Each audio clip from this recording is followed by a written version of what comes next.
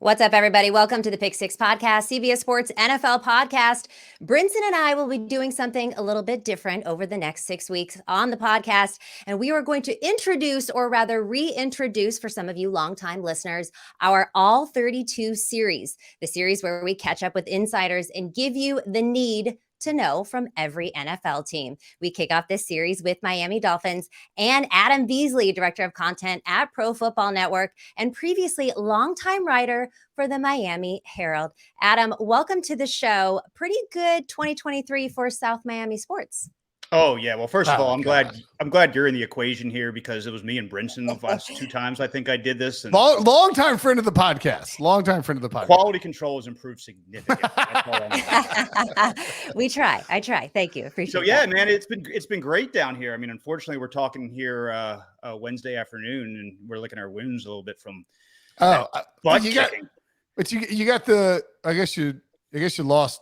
It hasn't been good. You lost in the finals. The two first sports teams lost in the finals. You had two Final Four teams. You didn't. The only team that won anything, the only person that won anything in South Florida is Brooks Koepka. Well, all right. Let me ask you this: would you rather have four teams in the semifinals and two in the finals, and them all lose, or one team win it all and the rest be garbage? One team win it all and the rest be garbage. I think. I don't know. I don't know what it's like to win anymore. A lot of entertainment out of the last 3 months. That's true. That's true. Yeah, I guess if they're your teams and you're in South Florida, you're like, yeah, actually, that would be awesome. That would be pretty awesome. It's a lot of, you've been entertained, but you've also had your heart broken how many times in a short amount of time? I mean, that's rough. FAU wasn't a heartbreak. That was all just, that was money, okay? Yeah, Cinderella. Yeah. Cinderella snapped her heel at the last minute. A couple of 8 seeds going to the finals. Yeah. Now the question is, how well does this portend for the Miami Dolphins? Oh, and good segue. Hey, look at that. See, we got a little more professional since the last time we were on this podcast piece. I will say this, and I wrote about this today, a little slight product placement right there on profootballnetwork.com about how the craziest thing is the Dolphins, from the outsider's perspective, has the best chance of all these teams, FAU, the Panthers and the Heat, to win it all. They actually have a roster that's ready-made to win. Can it win at the highest level? The AFC is absolutely brutal, AFC East in particular. But I mean, they're only like 25-1, 22-1 to win it all, and those are pretty good numbers for a team that hasn't won. I think they won their last playoff game in 2001. I wrote today they haven't reached the conference championship game, which you can kind of do by luck every decade. They haven't done that since 1992. Wow. So for all the insanity we've seen down here, watch parties, I had a couple of cookouts at my house for Panthers games. It would be nothing compared to the Dolphins going on a sustained long run and having a Super Bowl appearance. I was going to say that's interesting because the Dolphins are like, it is. This happens in various spots around the country where people in Boston, even, it's like they love all their sports teams, but it's like, like it feels like maybe I don't know if it's the Celtics or the Sox, whatever it is, but like in Miami in particular, it's the Dolphins are number one with a bullet. And you point out 25-1 to win the Super Bowl. Tua is actually 22-1 to win MVP. And that brings me to my first question, which is what's more likely here? A Tua takes a leap situation, what you've seen from this team, and so far in the offseason, or Tua doesn't make it through the season healthy. And I know that's hard to predict, but I think from my vantage point, from the 30,000 viewpoint, outside of that, the South Florida bubble, it's tough to buy into the Dolphins because you just don't know with Tua. Yeah. I mean, I would argue that he's already made the leap. I don't know how much more improved you can expect of the guy. I mean, at the end of the day, he does still have a B plus arm. He's not going to be Josh Allen, Patrick Mahomes. So he's already in the perfect system. He's already got the perfect set of weapons around him. Maybe the pass protection could be better, but he's already kind of taken that leap. The question down here isn't whether or not he's able to do that. It's whether he's able to sustain it. And there's two avenues to explore that. One is obviously, can he make the throws he made last year? We'll have teams figured him out about halfway through the season after he came back from his first concussion, maybe 2/3 of the way through the season. It looked like teams have started to figure him out a little bit, right? Certainly that Chargers game was eye-opening, and the Niners, they just manhandled that Dolphins offense. So there's you Niners fan in the house over here? Yeah. All right. Well, they're going to be a very good team again this year as well. But I do think that's the question, whether or not this offense, which was kind of gimmicky last year. I mean, they were explosive too. It was incredibly efficient. EPA, passer rating, QBR, anything you want to look for in a quarterback, those numbers were great. But it was kind of on the backs of a lot of broken play touchdowns and Tyreek Hill just running go routes and going up and getting the football. Once teams kind of started to figure out how to take away the middle of the field, the offense took a step back. So that's where McDaniel really needs to figure things out. They can't just be a slant team, a slant and a go team. You got to have other, weapons in your arsenal than that. So that's question number one. And obviously question number two, which is the biggest question surrounding this franchise, is Tua Tagovailoa ever going to play 17 games? Right. He's missed games due to injury in each of the last at least 4 years and maybe 5. Going back to Alabama, I knew he had that tightrope surgery as a sophomore. I can't remember if it kept him out of games or not, but certainly his junior year was marred by injuries. He had minor things his first 2, and then the series of concussions in 2022.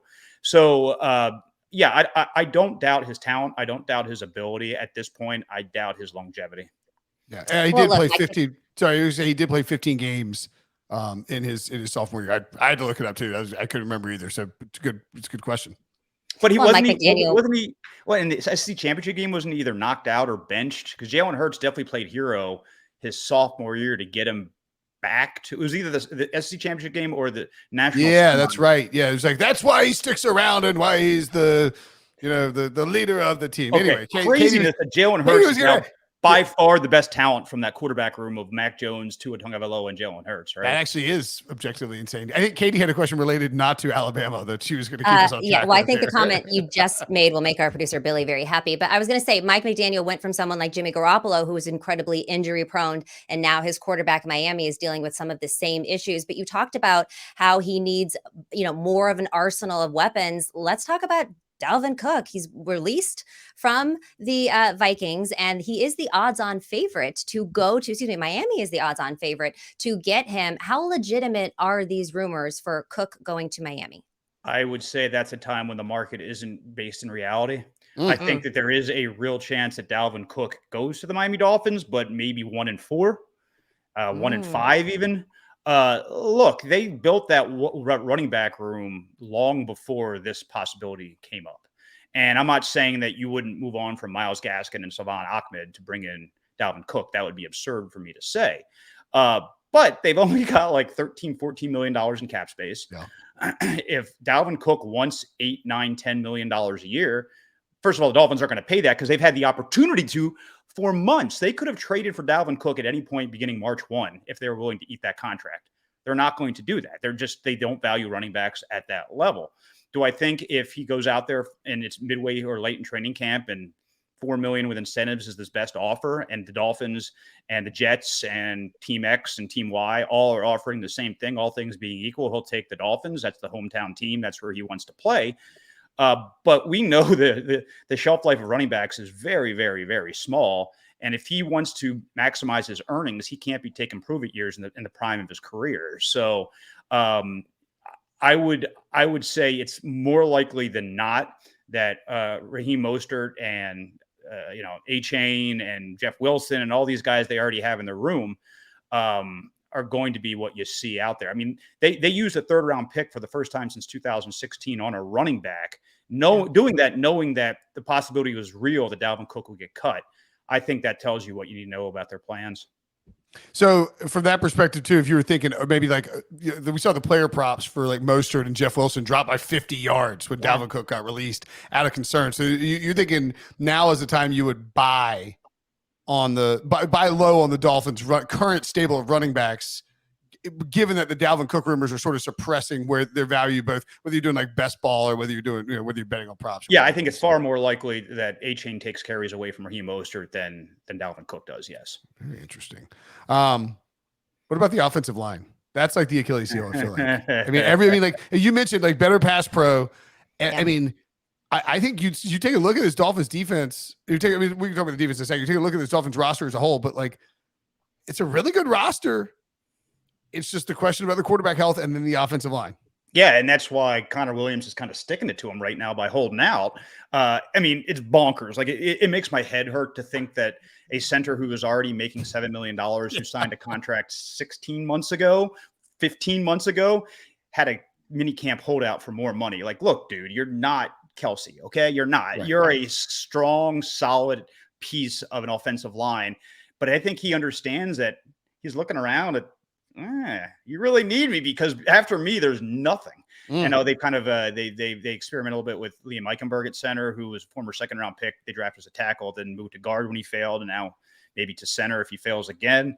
They've got some Isaiah Wynn action in there. I mean, there are some pieces in place, but there's like 3 offensive linemen on the team that you would be like, oh man, these guys are solid, and the rest are question marks. And so, yeah, to your point. It's funny, when they started this whole rebuild, don't call it a tank because Chris Greer will lose his mind, but it was a tank. When they started this, they said, we're going to build through the trenches. And their very first draft pick was Christian Wilkins, which I think was a great pick. It's panned out fantastic. He's going to get paid in the next 12 months. But they never really figured out the offensive line. It wasn't from lack of trying. They every year they would use a first, second, or third round pick on an alignment, sometimes multiple. And they just whiff and whiff and whiff and whiff. And that's the reason they had to go out and spend a fortune on Teron Armstead, even though you knew you'd only get 12, 13 games out of him a year. I mean, that's how desperate they are. They've been at that position. I think they're okay now. We'll see how Butch Barry does as an offensive line coach. They're on their like 11th offensive line coach in 10 years or something absolutely insane. Yeah.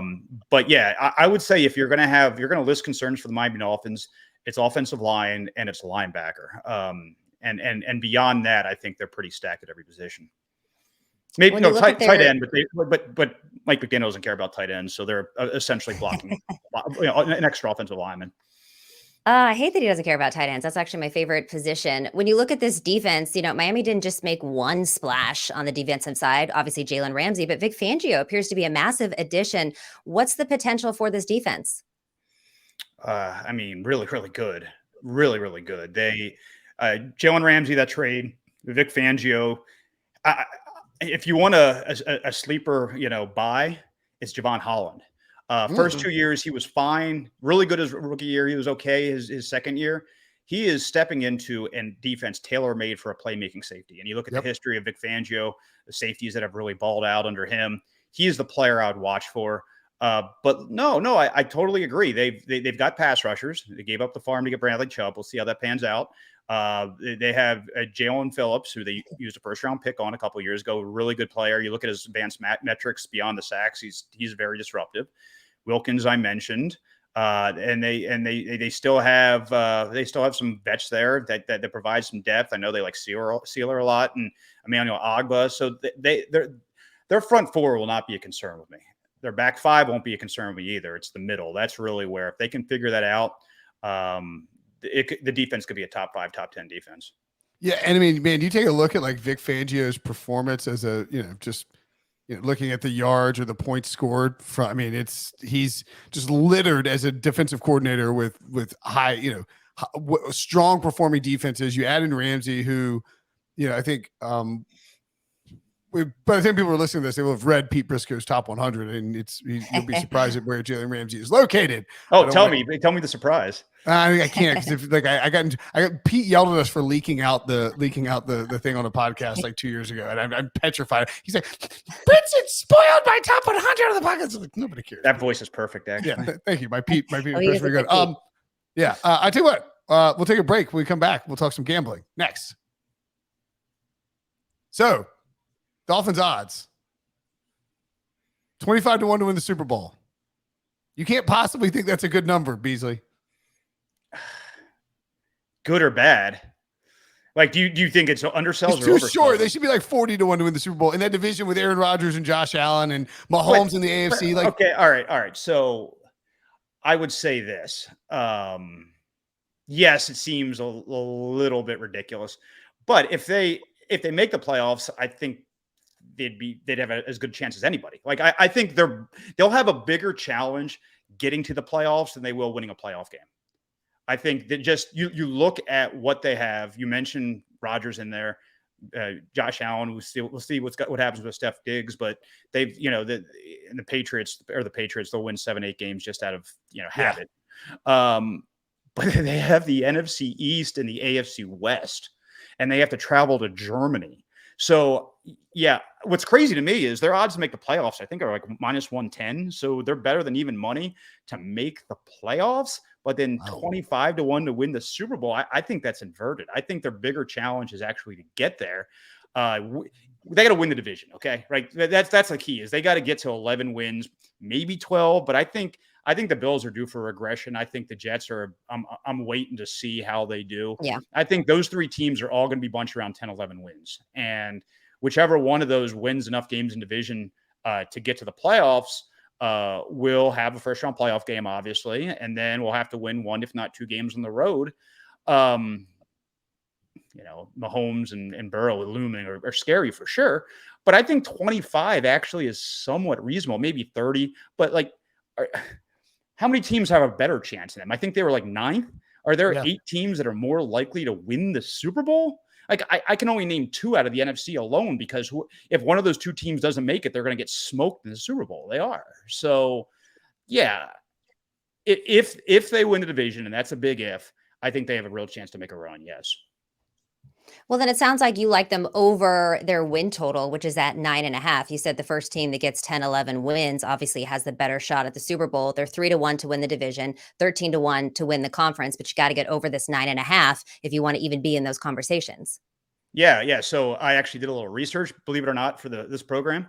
And I talked to my boss, our chief content officer, David Behrman, who used to run fantasy at ESPN and now works at Pro Football Network. And he said, here's a fun one. He thinks they're 11-6, almost locked in. Isn't he a Dolphins fan? He's a huge Dolphins fan. He is a huge Dolphins fan. All right. If you want to get crazy, I would take the 9.5. I take the over. If you want to get crazy, you can tease it to 11.5 at plus 300. Ooh. If you have a firm conviction that you think the AFC West or the NFC East are not going to be as strong as they were last year, which is entirely possible, right? I mean, certainly the Giants are going to regress. We'll see. The Eagles have had a significant amount of turnover, and they just got the season of his life out of Jalen Hurts. Is he going to replicate that? You're betting if you're betting against the Dolphins, you're betting on Russell Wilson, right? You're betting on Jimmy Garoppolo even being healthy in Vegas. There are a lot of factors at play here. So, and you're betting on Mac Jones being able to throw the football, which he showed no ability to last year. I like the 9.5. I like the over. I think that this is the most talented Miami Dolphins football team we've seen in a while. And if it was a normal year, where you didn't have 2 juggernauts in the division and Bill Belichick looming, I think you would smoke that 9.5. So that's actually interesting too, because they're 3 to 1 to win the division. I think you'd probably rather take over 11.5, 3 to 1 versus win the division at 3 to 1, because just given the teams that are involved here, it seems very unlikely that somebody wins the division with 10 or 11 wins, right? Like, don't you think it's going to be, you could beat each other up. You can go both ways, I guess. Yeah. Unless you're convinced that Rodgers is going to make a difference, but he's not 2019 Rodgers. And you have questions like I do about the Bills. Look, guys, I've watched the Bills more than any team other than the Miami Dolphins. 3 games I was in person for them last year, right? And those 3 games were decided by, I'm choking on my own words here, decided by a combined 9 points, 3 each game. So their net point differential in those 3 games was 3. I think there's evenly matches. I think there's evenly matches you could, if you had this roster and this coach with any team that wasn't named the Miami Dolphins, you'd be bullish as hell. I think people are worried about the Miami Dolphins simply because they have a history of sucking, and they've earned that reputation. But they're really, really good, man. Their offense, again, all of these bets you need to take into consideration whether or not Tua stays healthy. And if he doesn't stay healthy, all these bets, you just throw him in the trash can, right? But if you can get 14, 15, 16 games out of him and he's rolling healthy into the into the postseason, there's no chance that they can't compete with anybody, because they have. They went to Buffalo with Skylar Thompson and was Mike McDaniel. If he had called the play on time, they probably would have beaten the Bills. They lost because they had to delay a game because they couldn't get their operation set. And that was against the I in Buffalo in January. Ooh, it's cold. Oh, there's snow. I'm telling you, I am fading the Bills in 2023.